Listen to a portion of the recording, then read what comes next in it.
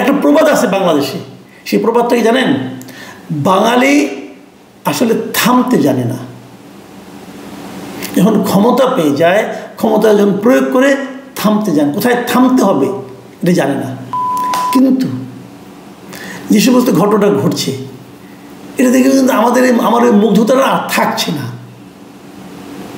আমি মুগ্ধ হতে চাই, আমি প্রত্যেকটা মানুষ সম্পর্কেই মুগ্ধ হতে চাই, কিন্তু এগুলো শোনার পর আর থাকছে না।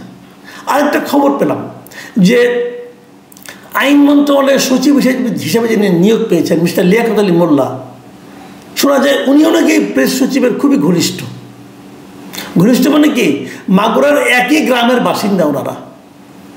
এবং এটাও বলা হয়ে থাকে যে হয়তো ওনার নিয়োগের ক্ষেত্রে ওনার কোনো ভূমিকা আছে কিনা।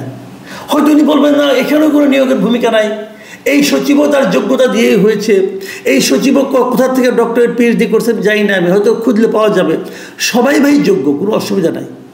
কিন্তু হয় কি, কনফ্লিক্ট অফ ইন্টারেস্ট বলতে একটা কথা আছে, মানুষের সন্দেহ আছে। যদি এই মোল্লা সাহেবকে না দিয়ে আরেকজন চৌধুরী সাহেবকে দেওয়া হতো, অথবা একজন খান সাহেবকে দেওয়া, যে কাউকে দেওয়া হতো, সমস্যা তো নাই, মন্ত্রণালয় চলতো, কোনো সমস্যা হতো না।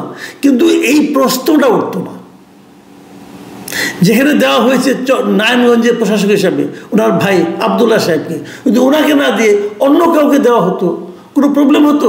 সিটি কর্পোরেশন চলতো। কেউ তো নির্বাচিত না, সবাই তো এভাবে এসেছে, চলতো। কিন্তু ওনার এই বদনামটা হতো না।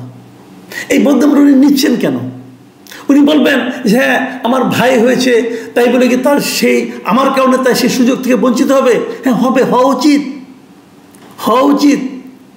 কারণ আপনি একটু দায়িত্বে আছেন এবং আপনি এটা কোনো স্থায়ী নিয়োগ না, কিন্তু এই ফেব্রুয়ারি পরে আপনার নাই, আপনি যখন পাবলিক, লোকে কিন্তু আপনার দিকে আঙুল তুলে বলবে যে এই লোক দায়িত্ব যায় তার ভাইকে দিছে। আপনি যতই কান্নাকাটি করেন, যতই প্রমাণ এনে হাজির করেন, দেখেন ভাই আমার পরিচয় যায় নাই, সে তার যোগ্যতা দেখেছে, লোকে বিশ্বাস করবে না। আপনার উচিত ছিল বলা যে আমার ভাইকে ছাড়া অন্য যে কাউকে নিয়োগ দেন। এই জায়গাটাতেই থামতে হয়।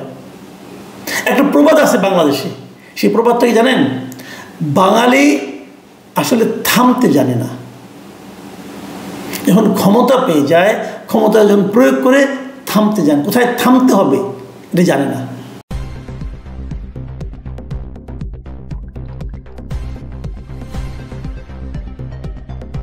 News Vision Digital Multimedia.